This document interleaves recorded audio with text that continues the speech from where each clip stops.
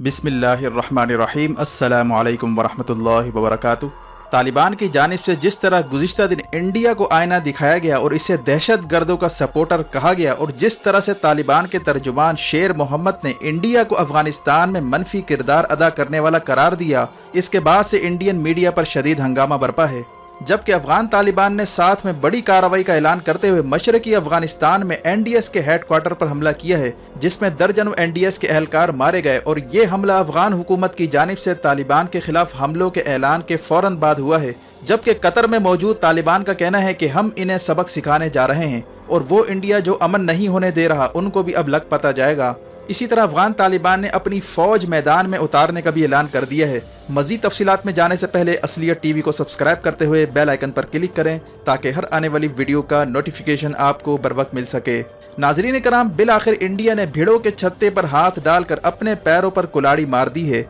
और इंडिया की सारी इन्वेस्टमेंट जो अफगानिस्तान में पाकिस्तान मुखालिफ कार्रवाइयों के लिए करता रहा है, इन सबको बड़े पैमाने पर धचका लगने जा रहा है। अफगान तालिबान जिन्होंने बयान दिया था कि अफगान सरजमीन किसी भी मुल्क के खिलाफ इस्तेमाल नहीं होने देंगे, लेकिन इसके बाद से ही इंडिया ने अफगान अमन मुआहदे को जिस तरह तोड़वाने की कोशिश की, इसके बाद अशरफ गनी पर प्रेशर डलवा कर इंडिया ने तालिबान कैदियों की रिहाई में रुकावटें डाली और फिर अमरीकी नुमाइंदे ज़ल्म खलीलजाद को इंडिया का दौरा करके ये बावर करवाना पड़ा कि इसमें रुकावटें ना डाली जाएं। फिर काबुल में मैटरनिटी होम हॉस्पिटल पर हमले करवा कर इसका इल्ज़ाम भी इंडिया और अशरफ गनी की जानिब से तालिबान के सर थोपा गया, लेकिन तालिबान ने इन तमाम इल्ज़ामात से इनकार किया और अमरीका की जानिब से इंडिया को शटअप कॉल दी गई कि इसमें तालिबान का हाथ नहीं बल्कि दाइश का हाथ है। जिसके बाद कतर में तालिबान ने अमेरिका को पैगाम दिया कि वो इस मसले का हल खुद ही निकालने जा रहे हैं। इसके साथ ही तालिबान ने ग्रैंड ऑपरेशन का ऐलान किया और साथ ही तालिबान के मुज़ाकराती टीम के चीफ शेर मोहम्मद अब्बास ने गुज़िश्ता दिन इंडिया को मुखातिब करते हुए कहा है कि इसने हमेशा अफगानिस्तान में मनफी किरदार अदा किया है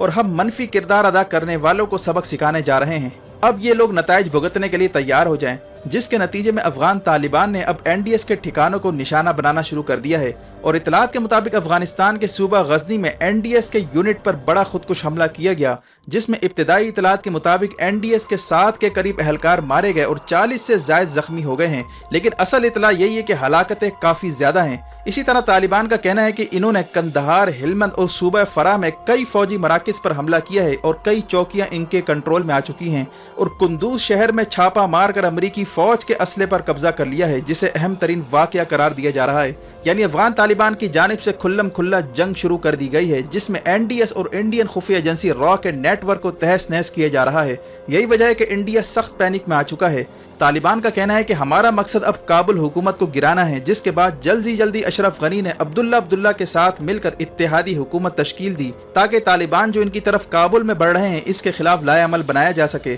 लेकिन अब तालिबान ने हुकूमत को चलता करने का फैसला कर लिया है और रोजाना की बुनियाद पर इस वक्त हुकूमत के लोग भाग भाग कर तालिबान को ज्वाइन कर रहे हैं। इसी तरह हाल ही में अफगान तालिबान ने अपने फौजी मराकज़ की तस्वीर रिलीज करना शुरू कर दी है, जो इमारत इस्लामी अफगानिस्तान की जानिब से जारी की गई है। इसमें वाज़े तौर पर देखा जा सकता है कि किस तरह से बड़े पैमाने पर अफगान तालिबान ने अपनी फौज तैयार कर ली है, जो वर्दियों में मलबूस तरबियत याफ्ता फौज की मानिंद दिखाई देते हैं और सामने सफ़ेद झंडा भी पहाड़ पर आवेजा है। और इस तरह की कई तस्वीर इस वक्त अफगान तालिबान की जानिब से रिलीज की गई हैं, जिसका मतलब है कि तालिबान ने एक बड़ी फौज तैयार कर ली है जो काबुल हुकूमत पर कब्जा करने के लिए किसी भी वक्त लॉन्च की जा सकती है। यह अफगानिस्तान की मुस्तकबिल की फौज है और यही फौज आपको अफगानिस्तान के तूल व अर्ज में दिखाई देगी। इसीलिए तालिबान ने कहा था कि हमें अफगानिस्तान की ये जो कठपुतली फौज है इसकी जरूरत नहीं, ये तो दुश्मनों की बनाई हुई फौज है जो हमारी फौज के आगे जरा भी देर खड़ी नहीं हो सकती। हमारी फौज मुल्क की सरहदों का दिफा करेगी, जबकि इन फौजियों को फौजी ट्रेनिंग के साथ साथ शरई कोर्सेज और इमारत इस्लामी के अखलाकी प्रोग्राम सिखाने के लिए इन्हें फौजी यूनिटों में तैनात किया गया है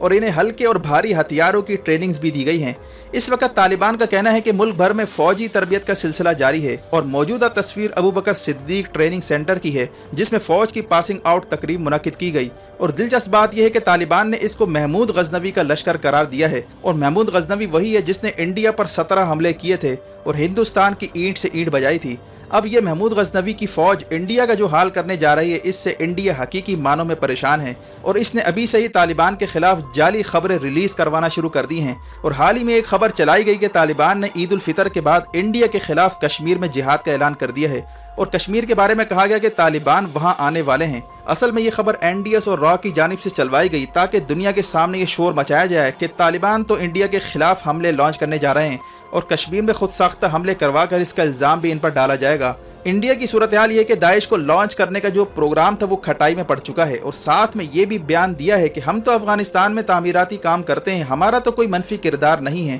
جبکہ انڈینز کو پتہ ہونا چاہیے کہ طالبان کا اشارہ کس کی جانب ہے، اور طالبان نے انڈیا کے خلاف بیان دے کر انہیں ایکسپوز کر دیا ہے۔ انڈیا کو اس بات کی تکلیف ہے کہ داعش اور را کے خفیہ ٹھکانوں کا صفایا کیوں ہو رہا ہے، انہیں سرحدی علاقوں سے بھاگ بھاگ کر جان بچانا پڑ رہی ہے، اور ہو سکتا ہے کہ آنے والے دنوں میں افغان طالبان ویڈیوز ریلیز کریں جس میں داعش اور انڈیا کے لنکس کو ظاہر کیا جائے گا، جبکہ اس صورتحال میں آئے دن یہ خبر آ رہی ہے کہ داعش کے لوگوں نے افغان حکومت کے سامنے سرنڈر کرنا شروع کر دیا ہے۔ حقیقت یہ ہے کہ NDS والے انہیں پناہ دے رہے ہیں، یہی وجہ ہے کہ طالبان نے NDS کو نشانہ بنانا شروع کر دیا ہے۔ دوسری طرف جنرل عاصم سلیم باجوہ نے بھاشا ڈیم جنگی بنیادوں پر مکمل کرنے کا اعلان کر دیا ہے، جس پر انڈین میڈیا میں واویلا اور شور مچایا جا رہا ہے۔ اس وقت انڈیا کی کوشش ہے کہ کسی طرح پاکستان کا پانی کشمیر اور افغانستان سے بند کیا جائے، اور جیسے ہی جنرل عاصم سلیم باجوہ نے بھاشا ڈیم کی تعمیرات کا اعلان کیا، اس کے بعد سے ہی انڈیا کی جانب سے شدید پروپیگنڈا جاری ہے۔ ٹویٹر پر پوری مافیا اس وقت بھاشا ڈیم کے خلاف پروپیگنڈے میں مصروف ہے۔ انڈیا لوکل مافیا کے ساتھ مل کر بھاشا ڈیم کے خلاف ٹویٹر پر ٹرینڈ چلوا رہا ہے،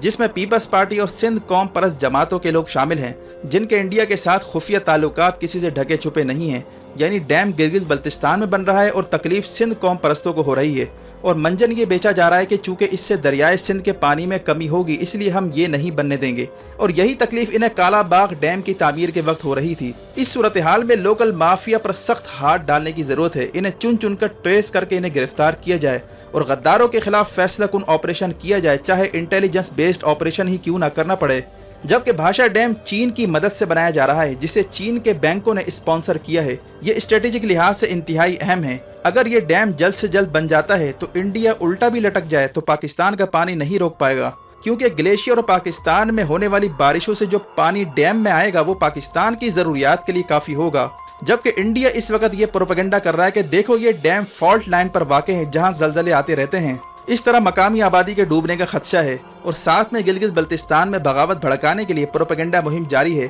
جبکہ پچھلے سال ہی گلگت بلتستان میں انڈین نیٹ ورک کو تباہ کیا گیا جو ڈیم پر کام کرنے والے چینی انجینئرز کو نشانہ بنانے کی تیاری کر رہے تھے۔ انڈیا کی جانب سے اس کام میں رکاوٹ ڈالنے کی پوری کوشش کی جائے گی، کیونکہ انڈیا نہیں چاہتا کہ پاکستان پانی کے معاملے میں خود کفیل ہو، وہ پاکستان کی زمینوں کو بنجر دیکھنا چاہتا ہے۔ انڈیا کی سازشوں کا توڑ صرف اور صرف ڈیم ہے، جس کو جلد سے جلد تعمیر کرنے کا فیصلہ کیا جا چکا ہے۔ اس ڈیم سے پاکستان کی پانی کی ضروریات اور بجلی کی ضروریات پوری کی جا سکیں گی، جبکہ انڈیا نے چائنا سے کہا ہے کہ وہ اس پروجیکٹ پر کام کرنا بند کر دے کیونکہ یہ متنازع علاقے میں ہے، جس پر چین نے انڈیا کے اعتراض کو مسترد کر دیا ہے اور کہا ہے کہ اس سے مقامی آبادی کو بھی فائدہ ہوگا اور یہ مقامی حکومت کی مرضی سے تعمیر کیا جا رہا ہے۔ انڈیا اس وقت مقبوضہ کشمیر میں بگلیہار ڈیم بنا چکا ہے اور اس کے ذریعے اس نے پاکستان کا پانی روکنے کی کئی دفعہ دھمکیاں بھی دی ہیں۔ بھاشا ڈیم کا فائدہ یہ ہوگا کہ اگر انڈیا پاکستان کا پانی روک لیتا ہے تو اس ڈیم میں ذخیرہ کردہ پانی پاکستان کی ضرورت کے لیے استعمال کیا جا سکے گا، جبکہ آپ نے دیکھا ہوگا کہ ماضی میں انڈیا نے کئی دفعہ بغیر بتائے پاکستان کی جانب پانی چھوڑا ہے،